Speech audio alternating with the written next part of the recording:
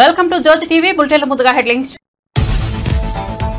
సీఎంగా బాధ్యతలు స్వీకరించిన చంద్రబాబు మెగా డిఎస్సీపై తొలి సంతకం. సచివాలయంలో కోలాహలం. సాయంత్రం 4:41 సీఎంగా బాధ్యతలు చేపట్టిన చంద్రబాబు ఎన్నికల్లో ఇచ్చిన హామీల ఫైళ్లపై సంతకాలు.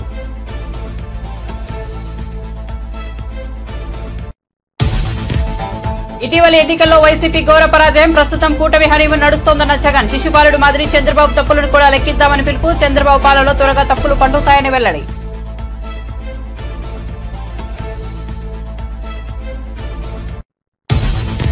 కేంద్ర పౌర విమానయాన మంత్రిగా కింజరాపు రామ్మోహన్ నాయుడు ఢిల్లీలో బాధ్యతల స్వీకరణ. ప్రధానికి ప్రత్యేక ధన్యవాదాలు తెలుపుకుంటున్నట్లు వెల్లడి. 100 రోజుల ప్రణాళిక తయారు చేసి అమల్లోకి తీసుకొస్తామని కేంద్ర మంత్రి రామ్మోహన్ నాయుడు వెల్లడించారు.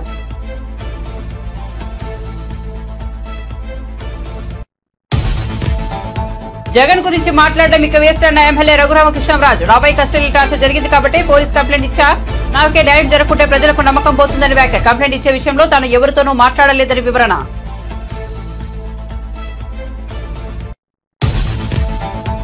కేంద్ర బొగ్గు గనుల శాఖ మంత్రిగా కిషన్ రెడ్డి బాధ్యతలు. కేంద్ర హోంశాఖ సహాయ మంత్రిగా బాధ్యతలు స్వీకరించిన బండి సంజయ్. కార్యకర్తల కష్టం వల్లే తెలంగాణలో బీజేపీ గ్రాఫ్ పెరుగుతోందన్న కిషన్ రెడ్డి.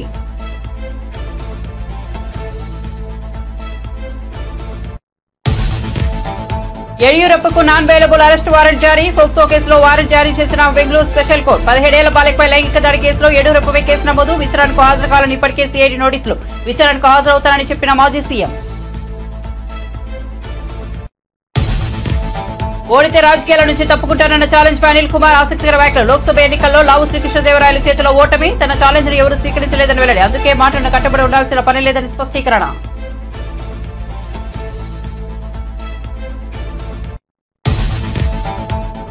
కొన్నాళ్ల కిందటే వరలక్ష్మి శరత్ కుమార్ ఇచ్చిదత్తం. జూలైలో వివాహం. ప్రముఖులను స్వయంగా తన పెళ్లికి ఆహ్వానిస్తున్న వరలక్ష్మి.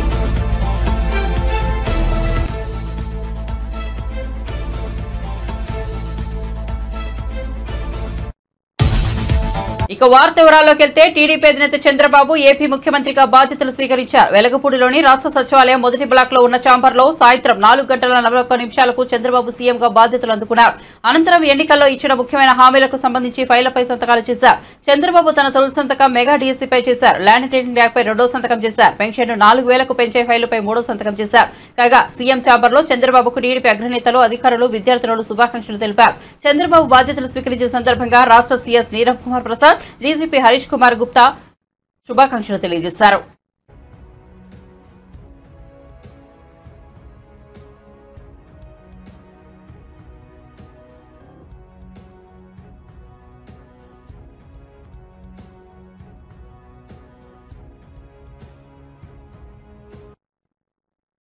ఏపీ ముఖ్యమంత్రి చంద్రబాబు తిరుమల పర్యటన అనంతరం విజయవాడ చేరుకున్నారు. కనకదుర్గమ్మ దర్శనం కోసం కుటుంబ సమేతంగా ఇంద్రకీలాద్రికి విచ్చేశారు. దేవాదాయ శాఖ కమిషనర్, ఎన్టీఆర్ జిల్లా కలెక్టర్, ఆర్ఈఓ తదితర అధికారులు సీఎంకు స్వాగతం పలికారు. కుటుంబ సభ్యులతో కలిసి దుర్గమ్మను దర్శించుకున్న చంద్రబాబు మొక్కులు చెల్లించుకున్నారు. చంద్రబాబు రాక నేపథ్యంలో విద్యార్థులు ఇంద్రకీలాద్రిపై సంప్రదాయ నృత్యంతో అలరించారు. అమ్మవారి దర్శనం అనంతరం చంద్రబాబు ఉండవల్లి నివాసానికి చేరుకున్నారు.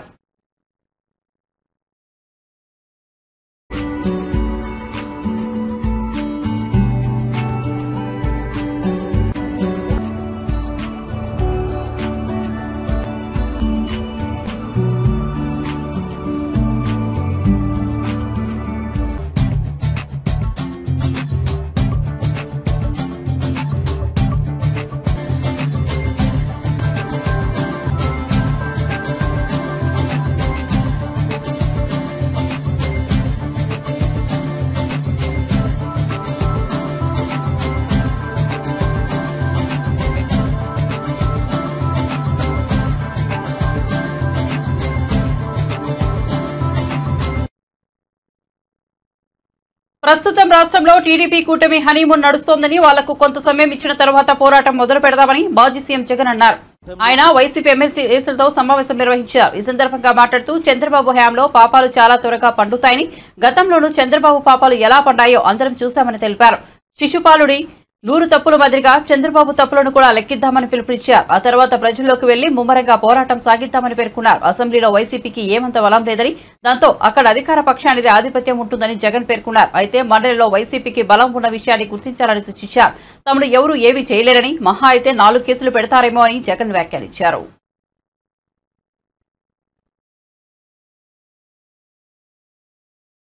మనం గతంలో కూడా ఇదే మాదిరిగా పరిస్థితులు ఉన్నప్పుడు కూడా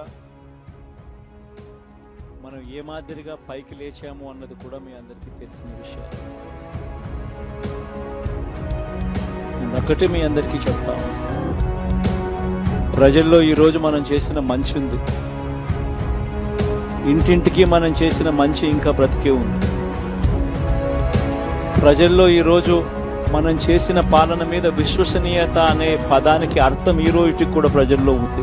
గడప గడపకు మనం చేసిన మంచి ఇంకా ప్రజల్లో బతికే ఉంది. మరి ఇవన్నీ ఉన్నప్పుడు మళ్ళీ మనం లేయడం కూడా సాధ్యం. కాకపోతే కొంచెం టైం పడుతుంది, ఆ టైం ఇవ్వాలి. ఆ టైం ఇచ్చినప్పుడు, అది జరిగినప్పుడు, పాపాలు పండినప్పుడు ఖచ్చితంగా మళ్ళీ మనం పైకి లేస్తాం. ఈ విషయం ప్రతి ఒక్కరం కూడా గుర్తుపెట్టుకోవాలి. ఎందుకు ఈ మాట కూడా చెప్తా ఉన్నానంటే, రాజకీయాలలో అన్నిటికన్నా ముఖ్యమైన అంశం క్యారెక్టర్, విలువలు, విశ్వసనీయత. ఈ పదాలకు అర్థం తెలిసి ఉండడం రాజకీయాలలో చాలా అవసరం. రాజకీయం అంటే ఎల్లవేళలా అధికారమే కాదు. అధికారంలో లేనప్పుడు కష్టాలు ఖచ్చితంగా వస్తాయి, కానీ ఖచ్చితంగా కష్టాలు వచ్చినప్పుడు మనం ఖచ్చితంగా ఏ రకంగా రియాక్ట్ అవుతామన్నది మన చేతుల్లో. విలువలు, విశ్వసనీయత లేని మనిషిగా రాజకీయాలు చేద్దామా, లేదా కష్టాలు వచ్చినప్పుడు ఆ కష్టాలను ఎదుర్కొని హుందాగా నిలబడుతూ మళ్ళీ 5 సంవత్సరాలు కన్ను మూసుకుంటే 5 సంవత్సరాలు అయిపోతాయి, మళ్ళీ 5 సంవత్సరాల తర్వాత మన పాలన వస్తుంది, మన ప్రభుత్వం వస్తుంది, అప్పుడు మళ్ళీ మనమే ఆందోళన ఎక్కుతామన్నది కూడా గుర్తుపెట్టుకొని అడుగులు వేస్తామా అన్నది మనలో ప్రతి ఒక్కరూ కూడా ఆలోచన చేసుకోవాలి. ఇదే మన ప్రభుత్వం అధికారంలో ఉన్నప్పుడు కులం చూడలేదు, మతం చూడలేదు, ప్రాంతం చూడలేదు, రాజకీయాలు చూడలేదు, చివరికి ఏ పార్టీకి ఎవరు ఓటు వేశారు అన్నది కూడా చూడకుండా ప్రతి పథకము కూడా డోర్ డెలివరీ చేయించాం. మనం అర్హత మాత్రమే ప్రామాణికంగా తీసుకుని ప్రతి పథకము, ప్రతి మంచి కూడా ప్రతి ఇంటికి డోర్ డెలివరీ చేయించాం. అలా ప్రతి మంచి, ప్రతి పథకము డోర్ డెలివరీ చేసిన ప్రభుత్వం మనదైతే, పాలన మందైతే, ఈరోజు కేవలం వాళ్ళ పార్టీకి ఓటు వేయలేదు అని మాత్రమే, ఓటుకు వేయకపోవడమే పాపం అన్నట్టుగా ఈరోజు రావణ కాష్టం సృష్టిస్తా ఉన్నారు, విధ్వంసం చేస్తూ ఉన్నారు, ఆస్తులు నష్టం చేస్తున్నారు, కొడతా ఉన్నారు, అవమానిస్తూ ఉన్నారు. ఇవన్నీ శిశుపాలుని పాపాల్లో భాగాలుగా ఇవన్నీ అప్పుడే పాపాలు మొదలయ్యాయి.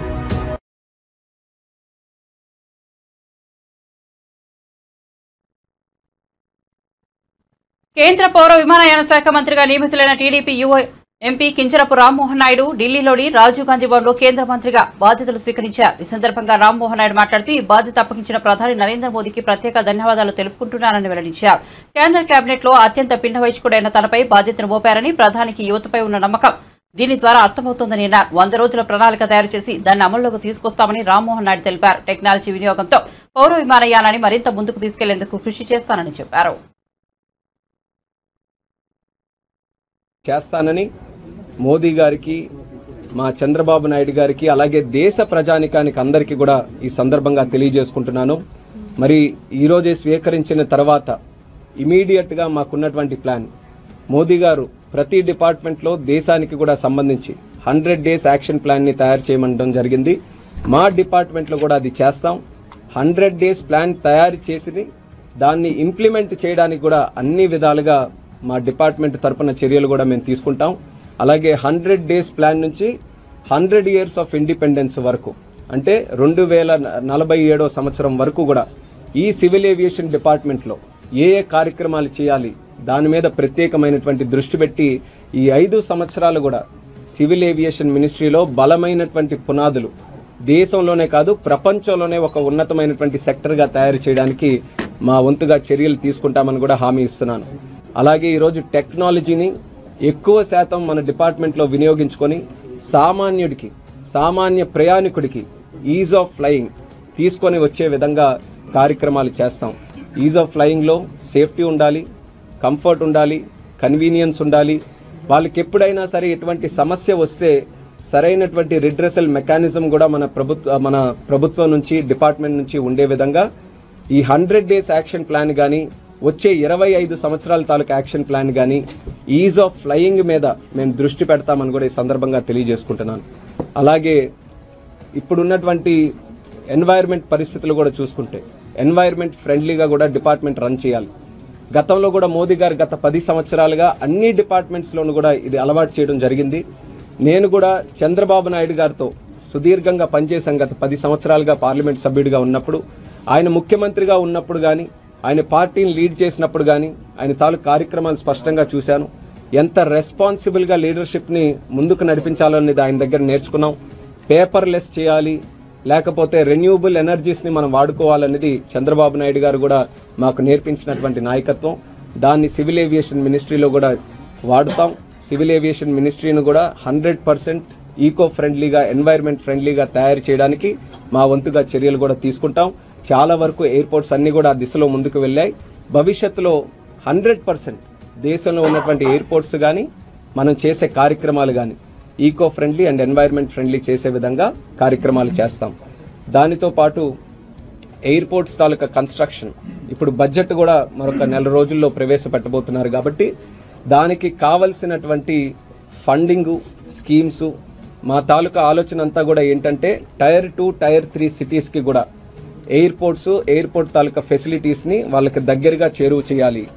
ఒక కామన్ వెహికల్ కింద ఎయిర్ ఫ్లయింగ్ని అందుబాటులో సామాన్యుడు కూడా తీసుకొని రావాలి. ఆ ప్లానింగ్తో ఇన్ఫ్రాస్ట్రక్చర్ ప్రాజెక్ట్స్ ఈరోజు కొత్తగా స్టార్ట్ చేయాల్సినవి కాదు, గతం నుంచి కూడా రన్ అవుతున్నాయి, కొన్ని మధ్యలో ఉన్నాయి.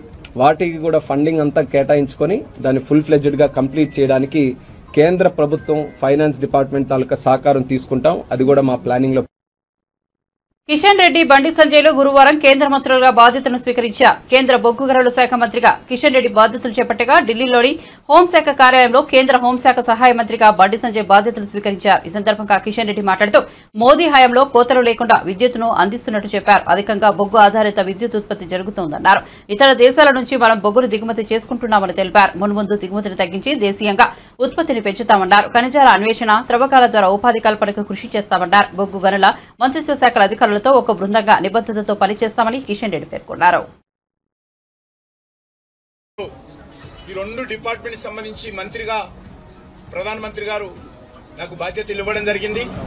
ఈరోజు అధికారపూర్వకంగా ఈ బాధ్యతలు ఈరోజు చేపట్టాను. మనకందరికీ తెలుసు, దేశంలో విద్యుత్ లేకుండా, పవర్ లేకుండా ఏ ఒక్క పని కూడా కాదు. అది వ్యవసాయమే కావచ్చు, పారిశ్రామిక రంగమే కావచ్చు, ఐటీ కానీ, లేక కమర్షియల్ కానీ, డొమెస్టిక్ కానీ, ప్రజల జీవితాలతో విద్యుత్ రంగం పూర్తిగా పెనవేసుకొని ఉన్నది. భారతదేశంలో విద్యుత్ కోత లేనటువంటి ఒక నూతన భారతాన్ని నరేంద్ర మోడీ గారు ఈరోజు ఆవిష్కరించారు. ఈ రాష్ట్రము ఆ రాష్ట్రం కాదు, అన్ని రాష్ట్రాల్లో కూడా అవసరమైనంత విద్యుత్ అన్ని రంగాలకు అందుతా ఉంది. దానికి ప్రధానమైనటువంటి కారణము బొగ్గు ద్వారానే ఈరోజు విద్యుత్ ఉత్పత్తి అత్యధిక శాతం అవుతా ఉంది. రానున్న రోజుల్లో ఇంకా విద్యుత్ ఉత్పత్తి పెంచడం కోసము, విద్యుత్ ట్రాన్స్పోర్టు ఇంకా పెంచడం కోసము అనేక రకాలుగా నరేంద్ర మోడీ గారి నాయకత్వంలో యాక్షన్ ప్లాన్ చేస్తూ ఉన్నారు. రానున్న రోజుల్లో దీన్ని మరింతగా ముందుకు తీసుకెళ్తాము. ఇక్కడ పవర్ మినిస్ట్రీ కానీ, రైల్వే మినిస్ట్రీ కానీ, కోల్ మినిస్ట్రీ కానీ, మైన్స్ మినిస్ట్రీ కానీ, వీటన్నిటికీ ఎన్వైరన్మెంట్ మినిస్ట్రీ కానీ, వీటన్నిటికీ ఒక అవినాభావ సంబంధం ఉంది. వీటన్నిటిని కూడా సమన్వయం చేసుకుంటూ ముందుకెళ్తాము. విద్యుత్ కోత లేనటువంటి భారతాన్ని నిర్మించాలంటే బొగ్గు ఉత్పత్తి పెంచాల్సినటువంటి అవసరం ఉంది. ఇతర దేశాల నుంచి ఇంకా కొంత మేరకు మనం బొగ్గు దిగుమతి చేసుకుంటున్నాం. రానున్న రోజుల్లో కూడా పూర్తి స్థాయిలో మన అవసరాలకు కావలసినటువంటి బొగ్గును మనమే ఉత్పత్తి చేసుకోవడం, ఆ యొక్క మినరల్స్ బయటికి తీయడము, ఉపాధి అవకాశాలు పెంచడము, మినరల్స్ని కూడా ఇతర దేశాలకు కూడా ఎక్స్పోర్ట్ చేయడము.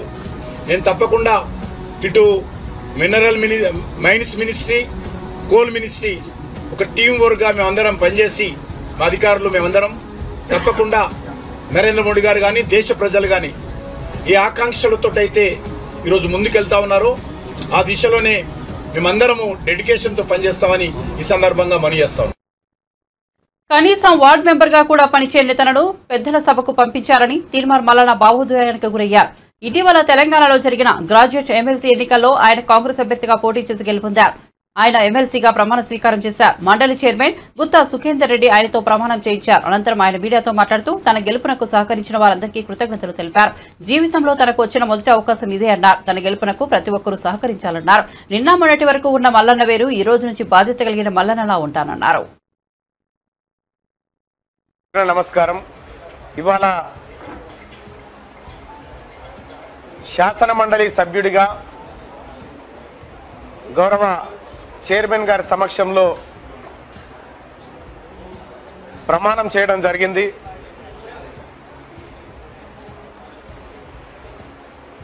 ఇది నా జీవితంలో మొట్టమొదటి అవకాశం.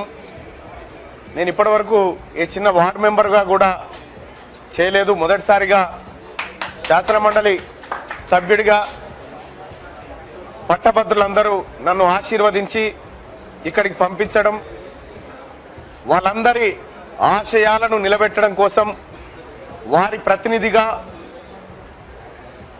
ఇక్కడ శాసన మండలిలో వారి మనిషిగా నేను రిప్రజెంట్ చేయబోతున్నందుకు అవకాశం కల్పించిన వాళ్ళందరికీ ధన్యవాదాలు. అలాగే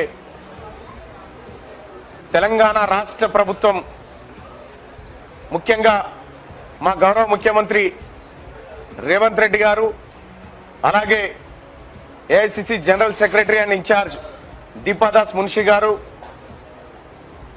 మా గౌరవ ఉప ముఖ్యమంత్రి వర్యులు మరియు మంత్రులు, ఎమ్మెల్యేలు, ఎమ్మెల్సీలు, పిసిసి కమిటీలు, డిసిసిలు, మరీ ముఖ్యంగా కాంగ్రెస్ పార్టీ కార్యకర్తలు అందరూ కూడా, ఇండియా కూటమిలో ఉన్నటువంటి సిపిఎం, సిపిఐ, తెలంగాణ జనసమితి, వివిధ ఉద్యోగ ఉపాధ్యాయ కుల సంఘాలు, జర్నలిస్టు సోదరులు అందరికి కూడా హృదయపూర్వక ధన్యవాదాలు తెలియజేసుకుంటూ నన్ను ఇక్కడి వరకు తీసుకొచ్చినటువంటి మీ అందరికీ శిరస్సు వంచి నమస్కరిస్తూ, ఇవాళ నిన్న మొన్నటిదాకా ఉన్నటువంటి మల్లన్న వేరు, ఈరోజు బాధ్యత కలిగిన మల్లన్నగా మీ ముందు ఉంటానని మీడియా ద్వారా పట్టభద్రులకు అందరికీ తెలియజేస్తా ఉన్నా. మరి ముఖ్యంగా ఈ గెలుపులో తమ భుజాల మీద వేసుకున్నటువంటి తీన్మార్ మల్లన్న టీం కుటుంబ సభ్యులందరికీ ధన్యవాదాలు తెలియజేస్తాం. కక్ష సాధింపు చర్యలు తమ విధానం కాదని మచిలీపట్నం పార్లమెంట్ సభ్యులు వల్లభనేని బాలశౌరి అన్నారు. ఎక్కడ దాడులు, దౌర్జన్యాలకు దిగవద్దని జనసైనికులకు సూచించారు. గత ప్రభుత్వంలో జనసైనికులను ఇబ్బందికి గురి చేసిన వారిపై చట్ట ప్రకారం చర్యలు తీసుకుంటామన్నారు. జనసేన పార్టీ నుంచి పోటీ చేసి విజయం సాధించిన తరువాత తొలిసారి మచిలీపట్నం వచ్చిన ఆయన స్థానిక ఆర్ఎండ్బి అతిథి గృహంలో మీడియాతో మాట్లాడారు. మచిలీపట్నం పార్లమెంట్ నియోజకవర్గాన్ని అన్ని విధాలుగా అభివృద్ధి చేయడమే తన లక్ష్యమన్నారు. పవర్ ఫైనాన్స్ కార్పొరేషన్ ద్వారా వచ్చే రుణంతో బందరు పోర్టు నిర్మాణాన్ని ఏడాదిన్నరలో పూర్తి చేసి జాతికి అంకితం చేస్తామన్నారు. భారత్ పెట్రోలియం కార్పొరేషన్ వారితో మాట్లాడి మచిలీపట్నంలో ఆయిల్ రిఫైనరీ ఏర్పాటుకు కృషి చేస్తానని బాలశౌరి తెలిపారు.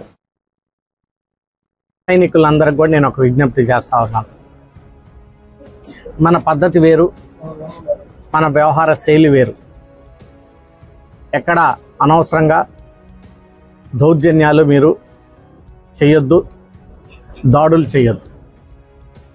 వాళ్ళు చేసినటువంటి తప్పులు ఏదైతే ఉన్నాయో చట్టపరంగా ఆ డిపార్ట్మెంట్లు చర్యలు తీసుకుంటారు. ఎవరు కూడా చట్టాన్ని చేతిలో తీసుకోవద్దని చెప్పేసి నేను మనవి చేస్తా ఉన్నా. వాళ్ళు చేసినటువంటి అరాచకాలు మనం చేయొద్దు. పవన్ కళ్యాణ్ గారు కూడా ఈ విషయం గురించి స్పష్టంగా చెప్పారు. మనం ఒక క్రమశిక్షణ కలిగినటువంటి జన సైనికులుగా, కార్యకర్తలుగా మనం ప్రవర్తించాలనేటువంటిది ప్రతి ఒక్క జన సైనికుడిని నేను కోరుతా ఉన్నాను. అందరం కాన్సన్ట్రేట్ చేయాల్సింది అభివృద్ధి మీద. అదే రకంగా ప్రజలకు ఉన్నటువంటి సమస్యలు, ప్రధానమైనటువంటి సమస్యల మీద మనం అర్థం చేసుకొని ఆ సమస్యలను పరిష్కరించడానికి గెలిచిన అభ్యర్థులందరం కూడా కృషి చేయాలి. పవర్ ఫైనాన్స్ కార్పొరేషన్ ద్వారా లోన్ తీసుకొచ్చి పోర్టుని డెవలప్ చేస్తూ ఉన్నాం. ఒక 1.5 yearsలో నాకు తెలిసి ఆ పోర్టును కంప్లీట్ చేసి దాన్ని ఇక్కడ ప్రజలకు అంకితం చేస్తాం, జాతికి అంకితం చేస్తాం. ఆ పోర్టు పక్కన ఉన్నటువంటిది దాదాపు 4-5 వేల ఎకరాల ల్యాండ్లో ఒక మంచి ఇండస్ట్రియల్ హబ్గా తయారు చేసి అనేక మందికి ఉపాధి అవకాశాలు కలిగే విధంగా ఒక చక్కటి ప్లాన్ తోటి నేను కృషి చేస్తాను. ఈరోజు ఎక్కడ ఒక న్యూస్ చూశాను, భారత పెట్రోలియం కార్పొరేషన్ వాళ్ళు ఈ రాష్ట్రంలో దాదాపు ఒక 3-4 రిఫైనరీస్ పెడదామని చెప్పేసి ఎక్కడ ఒక న్యూస్ చూశాను. ఆ 3-4 రిఫైనరీస్ పెట్టేటప్పుడు వైనాట్ మచిలీపట్నం అనేది కూడా నేను ఆలోచిస్తాను. ఒకటి ఎందుకు కాకూడదు అనేది.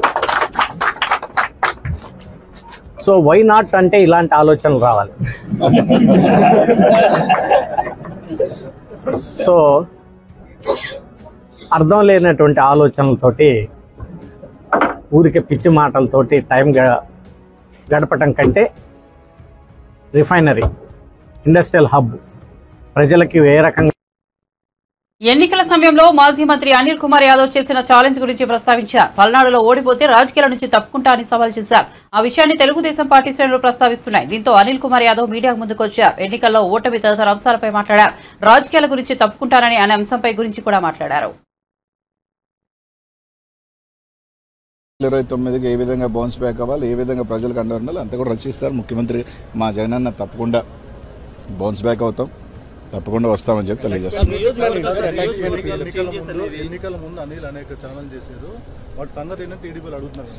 ఇప్పుడు ఒకసారి మీరు అందరూ ఆలోచన చేయాలా. నేను ఛాలెంజ్ విసిరాను కానీ ఛాలెంజ్ ఎవరు తీసుకోవాలా? ఎలా ఉంటారంటే, నేను ఛాలెంజ్ విసిరినమాట వాస్తవమే. నేను ఛాలెంజ్ విసిరినప్పుడు అవతల ఛాలెంజ్ తీసుకుని రైట్ మేము కట్టుబడి ఉన్నాం ఈ ఛాలెంజ్కి అని చెప్పుని ఉంటే బాగుండేది. ఎన్నికలు అయిపోయిన తర్వాత అప్పుడు ఛాలెంజ్ చేసేవి కదా అంటే అలా కాదు కదా. నేను ఒక సవాల్ విసిరినప్పుడు ఆ సవాల్ స్వీకరించేవాడు కూడా స్వీకరించుకొని చేస్తుంటే బాగుండేది. రైట్, ఏదో సామెత ఒకటి ఉంది, హనుమాన్ జంక్షన్లో నాకు బాగా నచ్చిన డైలాగు, గెలిచినోడు చెప్తాడు ఓడినోడు వినాలని. ఈరోజు వాళ్ళు చెప్తున్నారు, మేము వింటాం, పర్వాలేదు. ఈరోజు వాళ్ళు ఏదైనా చెప్తున్నారు, రైట్, వాళ్ళు ట్రోల్ చేసుకునే అబ్బాయి ఇబ్బంది ఏం లేదు. ట్రోల్ చేసుకునే స్థాయిలో మేము ఉన్నామంటే మేము ఎదిగినట్టే. We're in public. Good publicity or bad publicity is a publicity. నియోజకవర్గాల మార్పులు ఓటమిలో ఎంతవరకు ఫ్యాక్టర్ పనిచేసింది? ఏమీ ఇప్పుడు పల్నాడులో నాకు 40,000 ఓట్లు ఎమ్మెల్యేల కన్నా ఎక్కువ వచ్చినాయి కదా చెప్తున్నా. కాబట్టి అదేం పెద్ద నేను కోరుకోను. ఎందుకంటే ఇంత పెద్ద ఎలక్షన్ దీంట్లో కొన్ని దగ్గరలా చూసుకున్నప్పుడు రకరకాల అనుమానాలు ఉన్నాయి, రకరకాలు ఉన్నాయి. కాబట్టి అదేం పెద్ద ఫ్యాక్టర్ నేను అనుకోను. వేరియస్ రీజన్స్ అన్వేషిస్తూ ఉన్నారు. కొన్ని మాకు తెలుసుకోని కారణాలు, మా నాయకులు కూడా కారణాలు ఎందుకు పోయినాయి, రకరకాల కారణాలని వాళ్ళు అన్వేషిస్తున్నారు, మేము అన్వేషిస్తున్నాం. తప్పకుండా దాన్ని అంతా కూడా ఓవర్ హెడ్ చేసుకొని వాళ్ళు ఇచ్చిన హామీలు కానీ రకరకాలు కానీ ఖచ్చితంగా నిలబడి వాళ్ళు చెప్పిన హామీలు ఉన్నాయి కదా, అవి కూడా ప్రజలకు చేయాలా. చేయకపోతే తప్పకుండా ప్రజాపక్షాన్ని నిలబడతాం. తప్పకుండా ప్రతి ఒక్క కార్యకర్త కూడా జగన్మోహన్ రెడ్డి గారు అండగా ఉంటారు, మేము అందరం కూడా అండగా ఉంటాం. తొందరలోనే దానికి సంబంధించింది కూడా ఇది చేస్తాం. తప్పకుండానే అందరం కూడా ఎప్పుడు కూడా ఏ గవర్నమెంట్కైనా కూడా కొంత టైం అనేది ఇస్తారు. ఎవరైనా కూడా ఒక 6 months 1 year దేనికైనా కూడా స్టార్టింగ్ పీరియడ్ ఉంటుంది. వేచి ఉంటాం. తప్పకుండా వాచ్ చేస్తాం, చూస్తాం. మంచి చేస్తే తప్పకుండా మంచి చేయాలని కోరుకుంటాం. నేను అనలేదే, నేను అనలేదే, నేను అనలేదే అన్నమాట. తప్పకుండా నేను చెప్పేది అంటే పవన్ కళ్యాణ్ గేట్ దాటలేదు. ఫస్ట్ ఆఫ్ ఆల్ నేను అనలేదు. ఫస్ట్ ఆఫ్ ఆల్ అది నేను అనలేదు, పక్కన పెట్టుకోండి. రైట్, ఇదే పవన్ కళ్యాణ్ గారు గతంలో ఓడిపోయారు, ఇప్పుడు గెలిచారు, అంతే. దాంట్లో ఏముంది? రేపు అన్నది మళ్ళీ ఉంటుంది కదా రాజకీయాల్లో. It is cycle.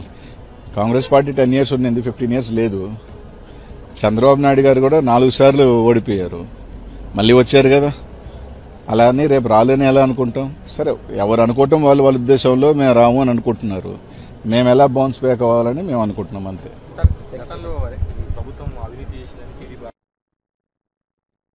ఆంధ్రప్రదేశ్ మాజీ ముఖ్యమంత్రి జగన్మోహన్ రెడ్డి గురించి ఇకపై తాను వ్యక్తిగతంగా మాట్లాడబోనని టీడీపీ ఎమ్మెల్యే రఘురామకృష్ణరాజు స్పష్టం చేశారు. ఈ మేరకు గురువారం ఉదయం మీడియా సమావేశం ఏర్పాటు చేసి మాట్లాడారు. దీనిపై మరింత వివరణ ఇస్తూ మంచో చెడో చేయాల్సింది చేశాడు, వెళ్లిపోయాడు. ఇప్పుడు ప్రజలు ఆ విషయం పట్టించుకోరు. ప్రజల దృష్టి ఇప్పుడు మాపై ఉంటుంది. కొత్త ప్రభుత్వం ఎన్నికల హామీలు నెరవేర్చుకుంటుందా, ఎలా నెరవేర్చుతుందనే చూస్తారు. అందుకే మేం కూడా మా హామీలను అమలు చేసే విషయంపైనే దృష్టి కేంద్రీకరిస్తామని రఘురామన్ అన్నారు.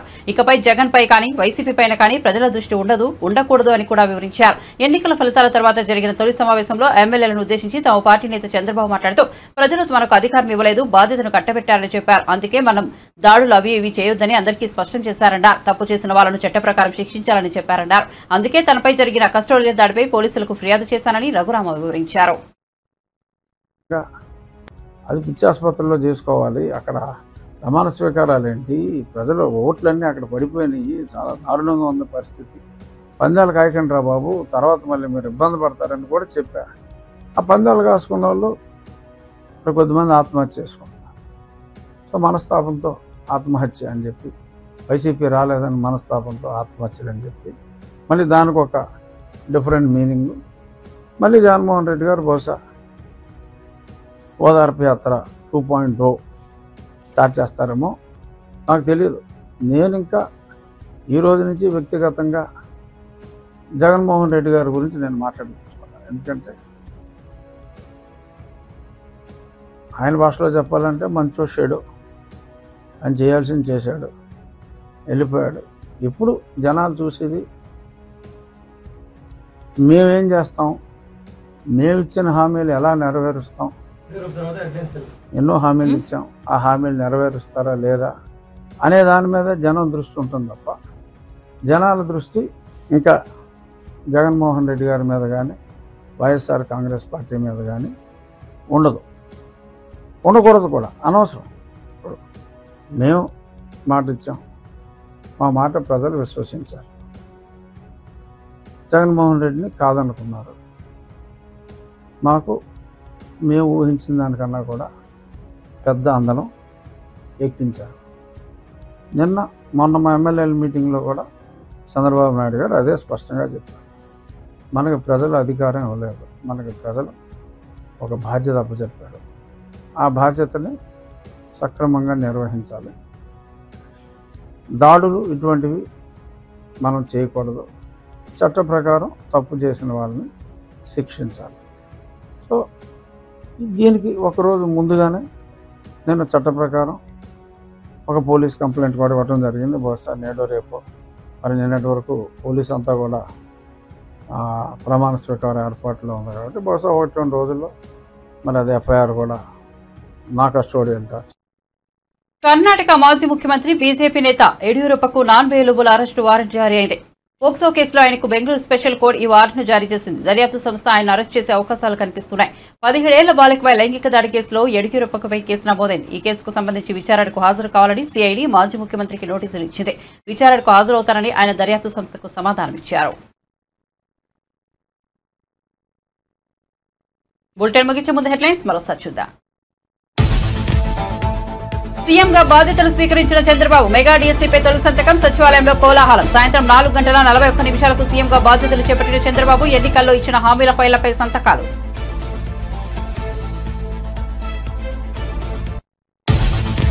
ఇటీవలి ఎన్నికల్లో వైసీపీ ఘోర పరాజయం. ప్రస్తుతం కూటమి హనీమూన్ నడుస్తోందన్న జగన్. శిశుపాడుల మాదిరి చంద్రబాబు తప్పులను కూడా లెక్కిద్దామని పిలుపు. చంద్రబాబు పాలనలో త్వరగా తప్పులు పండుతాయని వెల్లడి.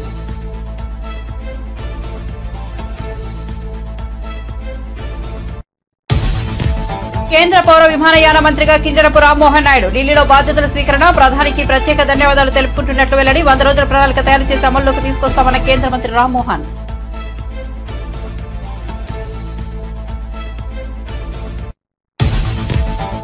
జగన్ గురించి మాట్లాడడం ఇక వేస్ట్ అన్న ఎమ్మెల్యే రఘురామకృష్ణరాజు. నాపై కస్టోడియల్ టార్చర్ జరిగింది కాబట్టి పోలీస్ కంప్లైంట్ ఇచ్చా. నాకే న్యాయం జరగకుంటే ప్రజలకు నమ్మకం పోతుందని వ్యాఖ్య. కంప్లైంట్ ఇచ్చే విషయంలో తాను ఎవరితోనూ మాట్లాడలేదని వివరణ.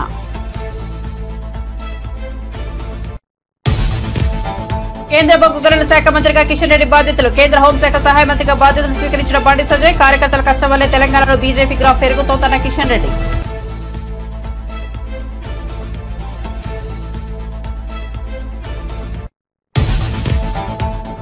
యడియూరప్పకు నాన్ బెయిలబుల్ అరెస్ట్ వారెంట్ జారీ. ఫోక్సో కేసులో వారెంట్ జారీ చేసిన బెంగళూరు స్పెషల్ కోర్టు. 17 ఏళ్ల బాలికపై లైంగిక దాడి కేసులో యడియూరప్పపై కేసు నమోదు. విచారణకు హాజరు కావాలని ఇప్పటికే సిఐడి నోటీసులు. విచారణకు హాజరవుతారని చెప్పిన మాజీ సీఎం. ఓడితే రాజకీయాల నుంచి తప్పుకుంటారన్న ఛాలెంజ్ పై అనిల్ కుమార్ ఆసక్తికర వ్యాఖ్యలు. లోక్సభ ఎన్నికల్లో లావు శ్రీకృష్ణదేవరాయల చేతిలో ఓటమి. తన ఛాలెంజ్ ను ఎవరూ స్వీకరించలేదని వెల్లడి. అందుకే మాటకు కట్టుబడి ఉండాల్సిన పని లేదని స్పష్టీకరణ.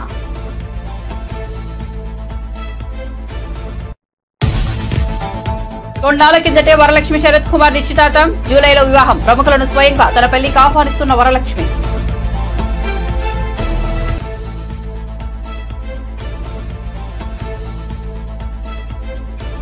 మరిన్ని అప్డేట్స్ కోసం చూస్తూనే ఉండండి జ్యోతి టీవీ.